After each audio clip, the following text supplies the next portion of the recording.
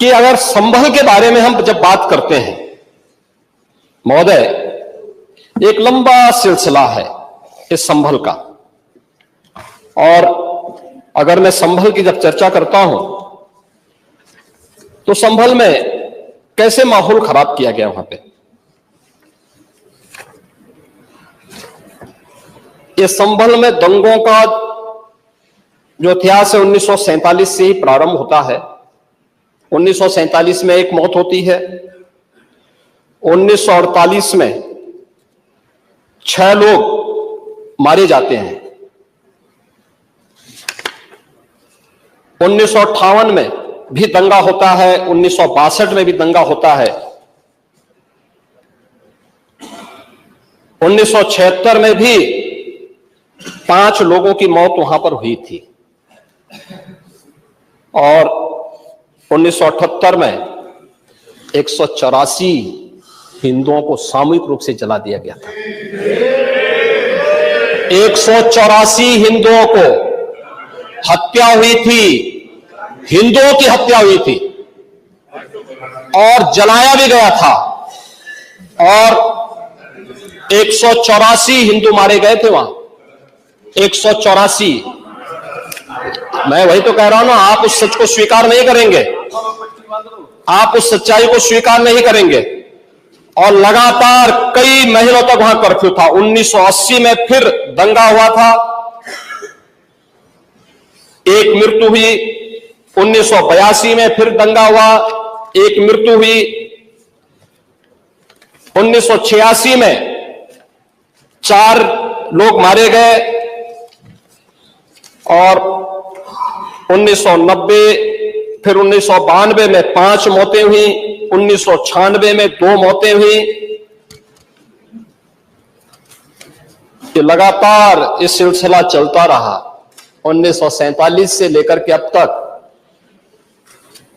209 हिंदुओं की निर्मम हत्या वहां हुई है संभल के अंदर, 209 हिंदुओं की।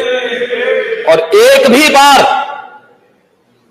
बार किसी ने उन निर्दोष हिंदुओं के लिए कभी 2 शब्द नहीं कहे, उनके प्रति, उन परिवारों के प्रति संवेदना के शब्द नहीं कहे।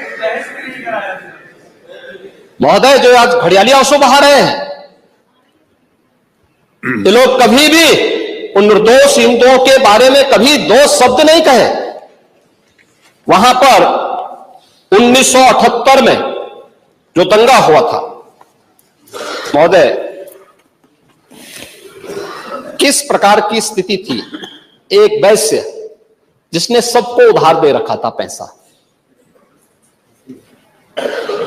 और इस बात को मानता था कि साहब मैं तो सबको पैसा देता हूं, मेरे यहां तो सब व्यवसाय के साथ जुड़े हुए हैं। अगल बगल के हिंदू दंगा होने के बाद उनके घर में इकट्ठे होते हैं। इकट्ठा होने के बाद उनको घेर लिया जाता है। घेरने के बाद वो बोलते हैं, भाई आप हमें क्यों घेर रहे हैं। कहा जाता है, नहीं, क्योंकि तुम इन हाथों से पैसा मांगोगे, इसलिए उनके हाथ काटे जाते हैं, फिर उनके पैर काटे जाते हैं, और फिर उनका गला रेंध करके हत्या होती है। ये लोग सौहार्द की बात करते हैं, शर्म नहीं आती इन लोगों को सौहार्द के बारे में चर्चा करने की। 1978 से जो मंदिर आज निकल रहा है, 1978 से इन लोगों ने कभी खोलने नहीं दिया उस मंदिर को, जो आज बजरंगबली का मंदिर निकल रहा है। जो वहां पर आज 22 कुएं किसने बंद किए थे, इन 22 कुओं को भी वहां पे बंद किया गया। और वहां का माहौल इतना तनावपूर्ण किसने बनाया था, ये पत्थरबाज कौन थे। एक भी गिरफ्तारी बिना साक्ष्य के नहीं हो रही है। और याद रखना, जिसने पत्थरबाजी की होगी, जिसने माहौल खराब किया होगा, उसमें एक भी बचने वाला भी नहीं है, एक भी नहीं बचेगा। हम माननीय उच्चतम न्यायालय के आदेश का पालन करते हैं, सम्मान भी करते हैं,